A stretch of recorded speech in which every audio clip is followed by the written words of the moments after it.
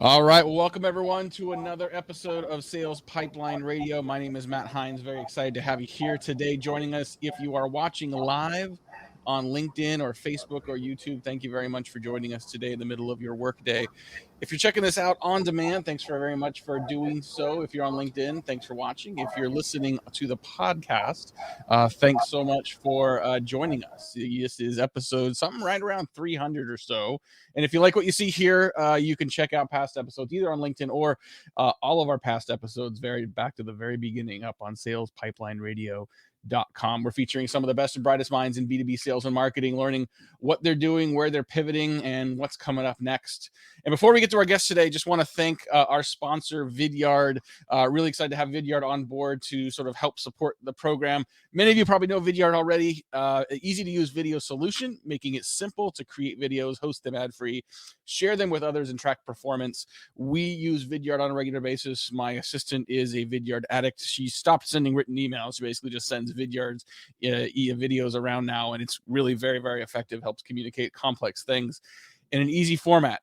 So definitely encourage you to check them out. Go to vidyard.com/pipeline. And you can get a free high conversion virtual sales playbook. So thank you to Tyler and all of our friends over at Vidyard for helping to support the show. So very excited to have with us today the Chief Marketing Officer of Newsela, Adriel Sanchez. Adriel, thanks so much for joining us. Thanks for having me, Matt. And we're a Vidyard customer too, unscripted, and we're very happy with them as well. Unscripted, double endorsement. Thank you for that. No, we love the team. It's fun. It's fun. I mean, it's different for us to have sponsors. It's sort of this weird, like, you start a podcast, you start speaking into a microphone, and all of a sudden you sort of have people that want to be part of that. But we're pretty picky about who we want to associate with our brand, and good company, good product, and people doing it the right way as well. So that wasn't in the script, but I'll give another extra endorsement there. All right, so lots of ground we could cover today, but I'm super interested in going on into sort of public sector sales and marketing. So before we do that, for those that don't know Newsela, if you could just do a quick overview of like what the company is and what it provides.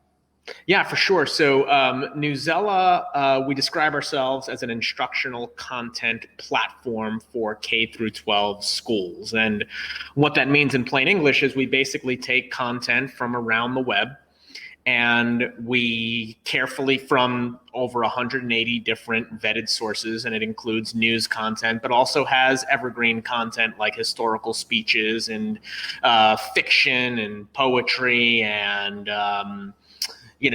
biographies and things like that. And we carefully curate it to pick the things that are most appropriate for K through 12 students.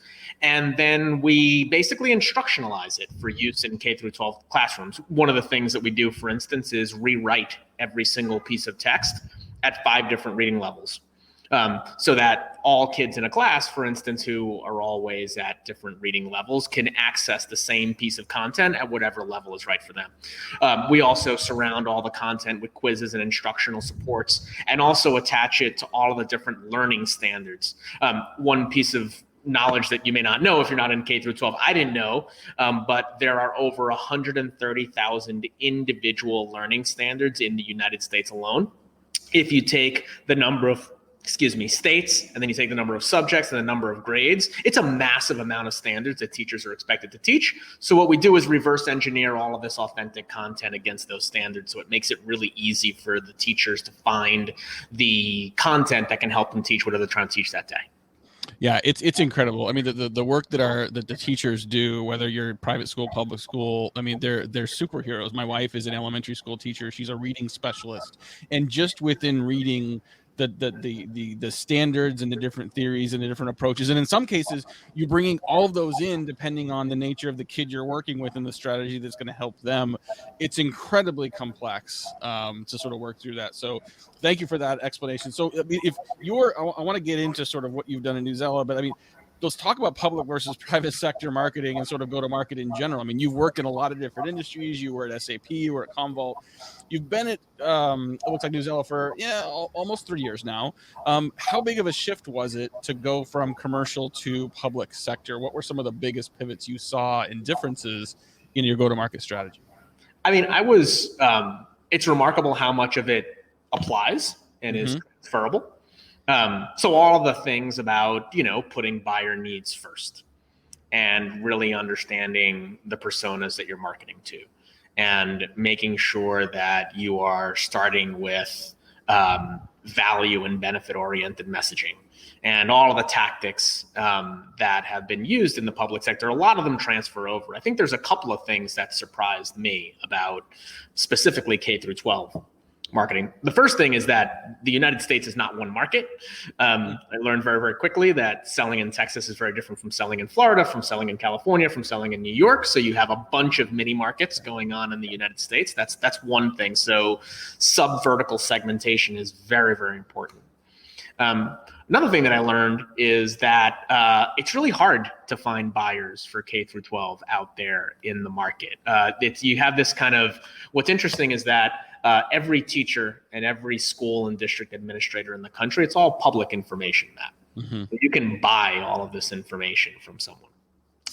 But when you're looking at technologies like account-based marketing technologies and intent data provider, it becomes very, very difficult for those kinds of companies to find K through 12 district and school buyers. They have a little bit of on the higher ed side, but it's been very, very hard for me to use those tactics to try to find people out there on the web.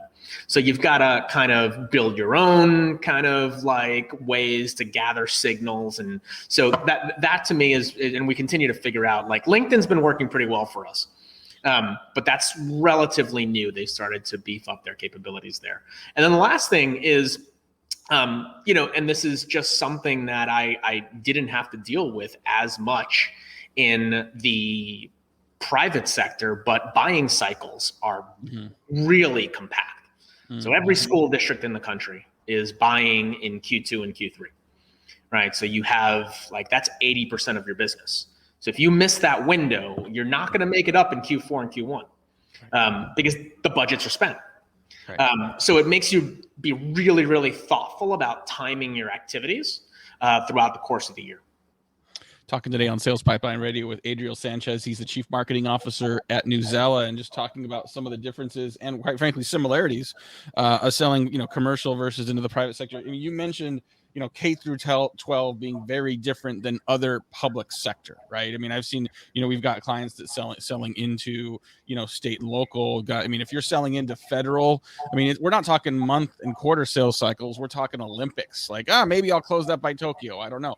But, I think so. Talk a little bit about those differences that are different when you're selling into K through 12 versus other parts of government sales.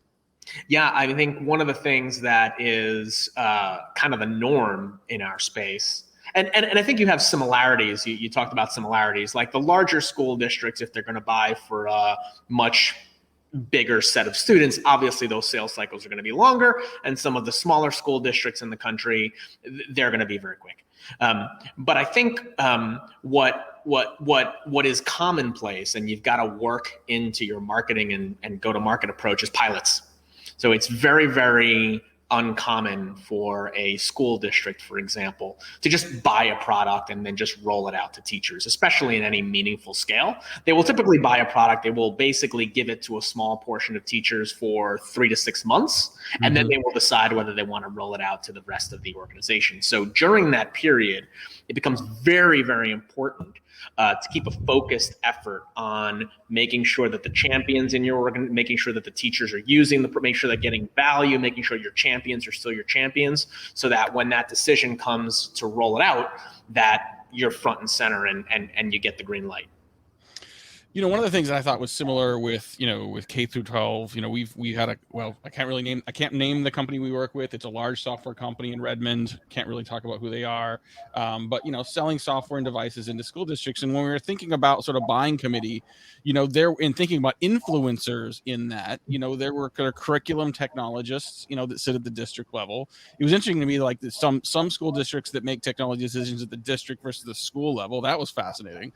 But then also to think about, influencers within the lunchroom, right? Like teachers that just happen to be tech savvy that had influence over people with purchase authority that might not be as tech savvy, but then also parents and PTA and like a parent on the PTA who is tech savvy who can help influence that. So, just like in a commercial endeavor, you've got the decision maker, but then you've got all these other people that play different roles. Have you seen that kind of complex matrix in your sales and marketing process as well?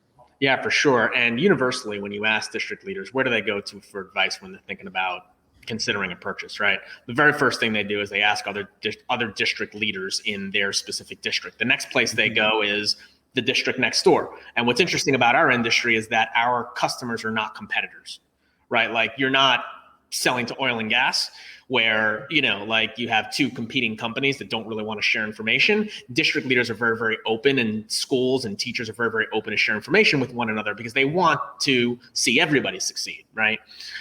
So they look to neighboring districts. And then the third place they go is they look to teachers.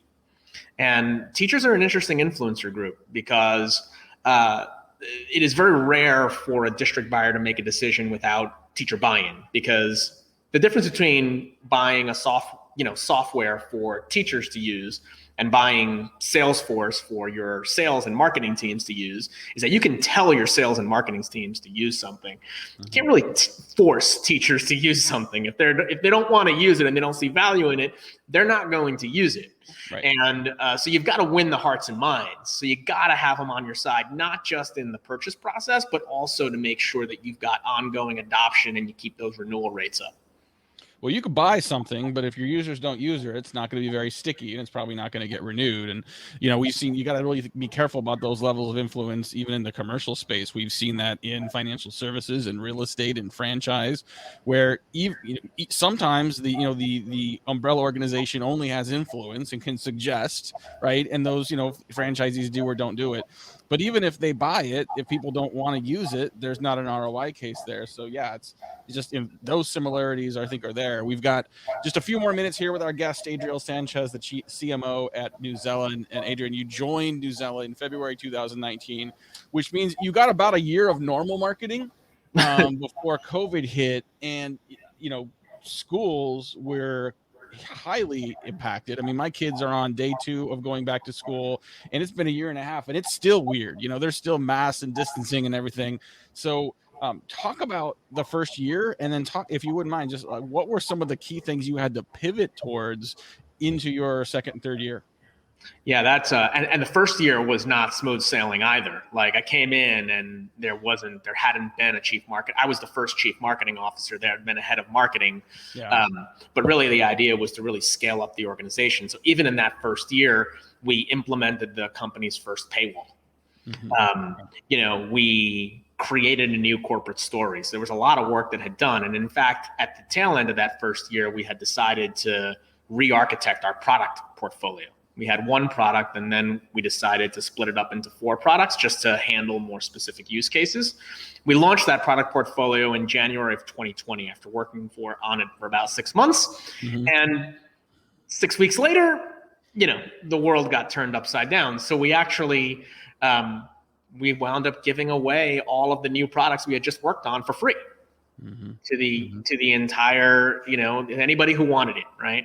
Until the end of the 2019-2020 school year.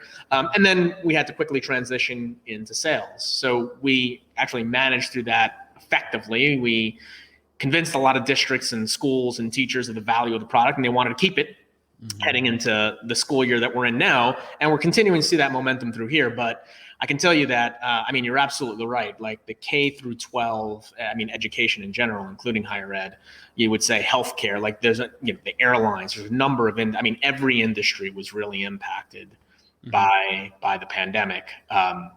But this one, I feel, and as unbiased as I can say it, like there's real students being impacted and there's real teachers being impacted. And that tugs on a very special place in your heart.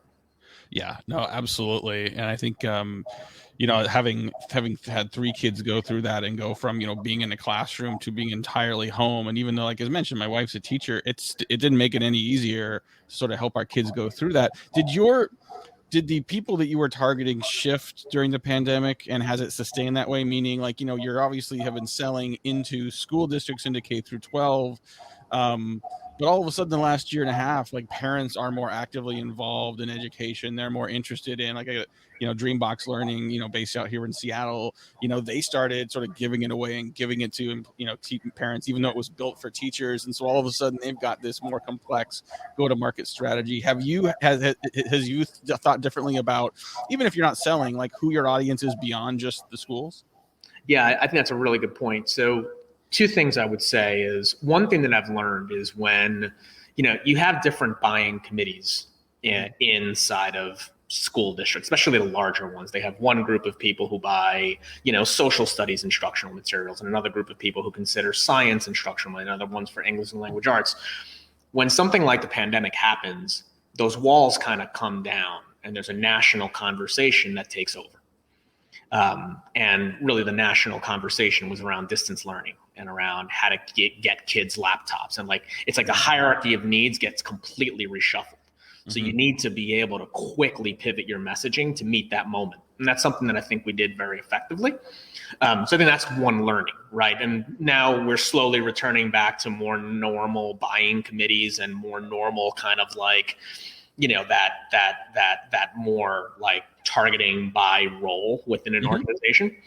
I think the other thing I learned, to your point about parents, is that a lot of kids went home and were learning from home. And what happens, you had a lot of parents looking over their shoulders, right? And they're watching what their kids are learning on. And some of them are really excited about it. Some of them are disappointed about it. Some of them want to, there was just a lot more exposure to, for instance, in our business, the materials that kids were using.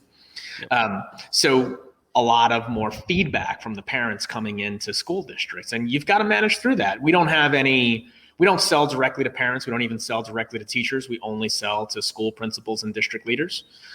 We haven't changed that go-to-market motion, but we are certainly more cognizant about the broader community of stakeholders that district leaders are trying to manage. All right. Well, we are out of time for today, but want to thank our guest, Adriel Sanchez, CMO at Newsela. Thanks for taking the time today. Super interesting. I mean, I think, every company is different, every industry is different, but understanding the nuances of, what makes your industry unique, but also what best practices and foundations you can bring from just good sales and marketing. Obviously super interesting. So thank you so much for being here. Appreciate it, Matt. Thanks so much. Thanks everyone for watching. Appreciate you all being here, listening on, watching live or on demand. Again, if you like this episode, if you know someone selling into K through 12, want to share some of these insights with them, you can get this on demand as soon as we click stop here on LinkedIn. We'll also have this in a couple days up in the feed on salespipelines.com. Until then, thanks so much for joining. My name is Matt, and we'll see you next week on Sales Pipeline Radio.